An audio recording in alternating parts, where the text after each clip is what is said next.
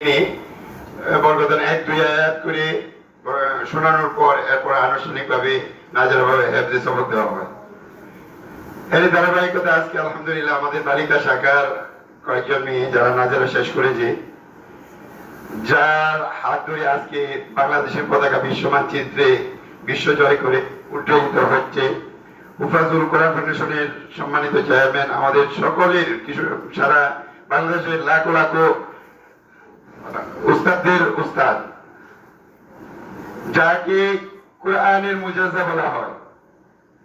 আমরা আজকে হুজুরকে পেয়েছি কিশোরগঞ্জ নিউ আদর্শ নুরানী হাফিজিয়া মাদ্রাসা শিক্ষা পরিবারের পক্ষ থেকে।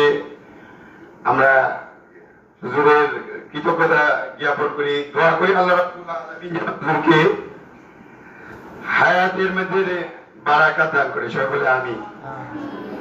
হুজুরের অনেক ব্যস্ততার পরে দেও এখানে আসছে, এখন শুধু খালি বাচ্চারা 1-2 আয়াত করে পড়ে শুনে শেষ করে দিবে, এরপর হুজুর সবক দিয়ে দোয়ার মাধ্যমে অনুষ্ঠান শেষ করবে ইনশাআল্লাহ।